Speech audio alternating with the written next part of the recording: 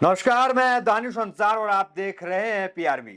लोकसभा में बीजेपी को बहुमत नहीं है, बीजेपी अल्पमत में है, लेकिन बाकी दलों को मिलाकर बीजेपी बहुमत का वो आंकड़ा छू लेती है एनडीए गठबंधन के तहत। लेकिन अभी जो खबर निकल के सामने आई है, उससे बीजेपी को झटका लगा है।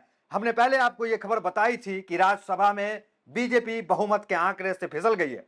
बीजेपी बहुमत का वो आंकड़ा जो 113 बहुमत के लिए राज्यसभा में चाहिए, बीजेपी ही नहीं, एनडीए मतलब तमाम दल, एनडीए में जो दल है सबको मिला करके भी बहुमत के आंकड़े से एनडीए नीचे खिसक गई है, बहुमत के आंकड़े को छू नहीं पाई है। जिस तरीके से आपने देखा लोकसभा में बहुमत नहीं था, लेकिन एनडीए के दलों को मिला करके एनडीए बहुमत के आंकड़े को पहुंच जाती है, जिसकी वजह से प्रधानमंत्री मोदी प्रधानमंत्री है तीसरी बार। लेकिन राज्यसभा में पूरी एनडीए को मिला करके भी बहुमत का आंकड़ा एनडीए नहीं छू पाई, बीजेपी नहीं छू पाई। एनडीए के पास मात्र 101 सीट जो है वो राज्यसभा में है। और इंडिया को लेकर के अच्छी खबर है कि इंडिया बहुमत के बिल्कुल करीब चली गई है, मतलब बहुमत के आंकड़े से थोड़ा नीचे है, क्योंकि अभी इंडिया के पास 87 बहुमत के लिए चाहिए 114, लेकिन अभी इंडिया के पास 87 जो है वो राज्यसभा सांसद हैं। बीजेपी का हमने पहले भी आपको बताया था कि जो 4 राज्यसभा सांसद हैं वो रिटायर कर गए। एक बार उनका नाम आपको बता दें, राकेश सिन्हा है वो रिटायर कर चुके हैं, उसके बाद राम शकल है वो रिटायर कर चुके हैं, सोनल मान सिंह है वो रिटायर कर चुके हैं, रमेश जेठमलानी है वो रिटायर कर चुके हैं। ये 4 बीजेपी के सांसद रिटायर कर गए। उसके बाद राज्यसभा में बीजेपी की जो बहुमत का जो आंकड़ा वो छूती थी उससे नीचे आ गई। लेकिन जो क्यास लगाया जा रहा था, सबसे बड़ी खबर अभी यहाँ पे है, जो क्यास लगाया जा रहा था कि ओडिशा के जो मुख्यमंत्री पूर्व मुख्यमंत्री हैं बीजू जनता दल बीजेडी, जिनके नवीन पटनायक हैं, पूर्व मुख्यमंत्री रहे हैं, उनका साथ अगर बीजेपी को मिल जाता है और वाईएसआर, ये दो पार्टी है, वाईएसआर आंध्र प्रदेश की पार्टी और ओडिशा की पार्टी बीजेडी बीजू जनता दल, ये इनका साथ मिल जाता है तो जो बीजेपी है, एनडीए है, वो बहुमत के आंकड़े को छू सकती है। लेकिन अब जो खबर निकल के आ रही है वो बीजेपी के हक में बेहतर नहीं है, बहुत बुरी खबर है। नवीन पटनायक जो है वो अपने सांसदों को आदेश दे दिए हैं कि आप जो है इंडिया गठबंधन के साथ जाकर के बैठिए। ये सबसे बड़ी खबर है।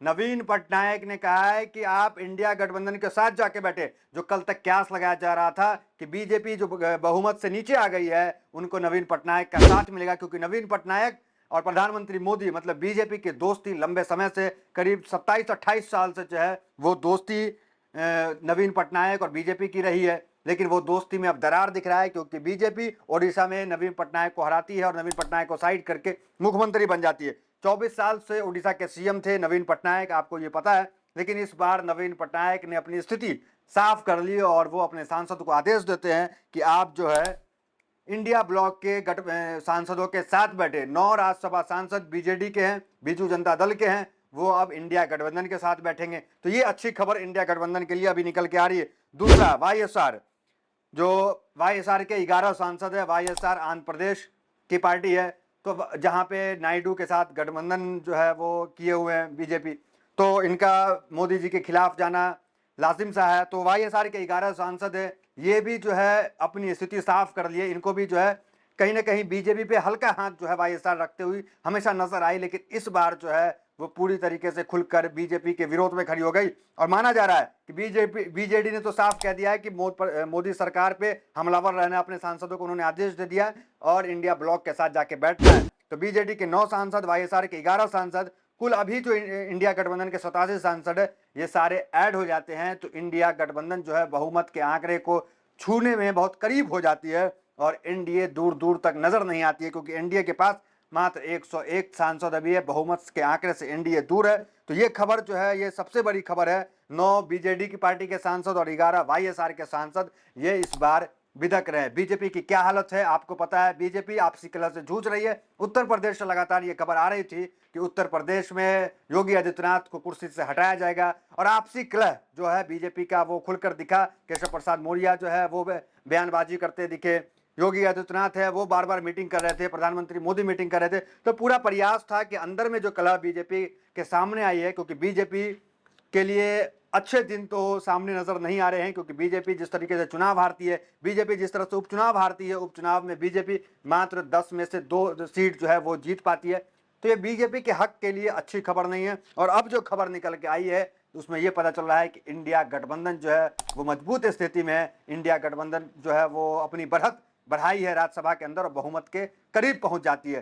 तो ये इंडिया गठबंधन के लिए इस बार जो है वो अच्छी खबर है और बीजेपी के लिए बुरी खबर है कि जो 27 साल से जिससे याराना हो, जिससे दोस्ती हो, वो बीजेपी से कहीं ना कहीं बिदकते हुए नजर आ रही है। तो आगे क्या कुछ तस्वीर साफ होती है, आगे क्या कुछ निकल के आता है, आपको इसका अपडेट देते रहेंगे। फिलहाल खबर ये है कि राज्यसभा में जो बीजेपी है वो नीचे खसक गई बहुमत के आंकड़े से और इंडिया गठबंधन बहुमत के आंकड़े के करीब पहुंच गई। अब इसका नुकसान क्या होगा इस पर चर्चा करते हैं, क्योंकि राज्यसभा में कोई भी बिल पास होता है तो राज्यसभा में पास होता था, राज्यसभा में बिल आता था, लेकिन अब वो बिल आसानी से पास नहीं हो पाएगा क्योंकि राज्यसभा में इंडिया के पास बहुमत नहीं रहेगा। और इंडिया जो है उस आत्मविश्वास से लबरेज है ही, क्योंकि पिछली बार के मुकाबले इस बार इंडिया गठबंधन लोकसभा में भी मजबूत रहा, दुगनी सांसदों की संख्या उसकी रही और राज्यसभा में भी इंडिया गठबंधन मजबूत स्थिति में आया। तो बीजेपी के लिए कुछ भी बिल पास करना, जो हमेशा वो बिल पास कर देती थी, वो बिल पास करने के लिए मुसीबत बन सकता है, बिल पास आसानी से नहीं हो सकता है। तो हमने आपको बताया कि बीजेपी जो है वो चारों तरफी जो है इस वक्त घिरी हुई है, क्योंकि जो खबर अभी उत्तर प्रदेश से आप लगातार देख रहे होंगे कि किस तरीके से कांवड़ यात्रा निकलना है, उसमें जो बीजेपी का आदेश आया है, मतलब योगी आदित्यनाथ का जो आदेश है, उस फरमान पे किस तरीके से इंडिया गठबंधन के जो सहयोगी दल है वो बिदक गए हैं। आदेश क्या था कि दुकानों पे, रेडियो पे, कुलचे पे, फलों की दुकान पे, सब पे अपना नाम, नेम प्लेट जो है वो रखना। इस आदेश के बाद तमाम लोग विरोध करते हैं, जिसमें लोक जनशक्ति पार्टी के चिराग पासवान है उन्होंने विरोध किया, रालोद के जो है जयंत चौधरी है उन्होंने विरोध किया, ये सब सहयोगी दल है, अहम सहयोगी दल है, नीतीश कुमार, केसी त्यागी है, उन्होंने विरोध किया। तो तमाम ये जो विरोधाभास है, योगी आदित्यनाथ का जो फरमान आया है, जिसे लोग तुगलकी फरमान बता रहे हैं, इस फरमान की आलोचना कर रहे हैं। इस फरमान के बाद जो इंडिया के अंदर जो है वो जो दल है वो बिदक गए हैं और इनका लगातार विरोध कर रहे हैं। और मुख्तार अंसार नकवी का भी ट्वीट आया, उन्होंने भी विरोध किया, ये कहा कि हड़बड़ी में जल्दबाजी जो है प्रशासन कर रही है और इस तरह की चीज, मतलब विरोधाभास लगातार दिख रहा है। और बीजेपी में कुछ भी अब तक जो है वो अच्छी खबर नहीं आई है, कुछ भी ठीक होता हुआ नहीं दिख रहा है, क्योंकि प्रधानमंत्री मोदी और जेपी नड्डा लगातार ये प्रयास में है कि जो आपसी कलह जो बीजेपी के अंदर जो टूट की खबर लगातार आ रही है, मीडिया में आ रही है, सरकार और संगठन के बीच में जो नहीं बन पा रहा है, जो खबर निकल के आ रही है, इसको किस तरीके से कंट्रोल किया जाए। जेपी नड्डा ये लगातार प्रयास कर रहे थे, प्रधानमंत्री मोदी बैठक करते हैं, लेकिन इस प्रयास पे कुछ इस तरह से दिखाई नहीं दे रहा है, कुछ सफलता नहीं दिख रही है। क्योंकि आज जो खबर आई है उसमें सोनल किन्नर किस तरीके से वो इस्तीफा देती हैं, राजमंत्री हैं, मतलब पहला विकेट जो है बीजेपी का गिर जाता है। तो इससे ये मालूम पड़ता है कि अंदर खाने बीजेपी जो है वो भी इस्तीफा का दौर जारी है और वो भी जो है अंदर खाने जूझ रही है आपसी कलह से। उसके बाद इस तरह की खबर आ जाना कि राज्यसभा में जो है वो सांसदों की संख्या उनकी कम हो जाती है, बहुमत से वो दूर हो जाते हैं, क्योंकि लोकसभा में बहुमत से दूर थे ही और सहयोगी दल को लेकर के साथ चलना उनकी मजबूरी थी। लेकिन राज्यसभा से खबर जो आती है ये बीजेपी के लिए झटका ही है। तो फिलहाल इस वीडियो में इतना ही, मिलता है अगले वीडियो से बने हमारे साथ। बहुत बहुत धन्यवाद।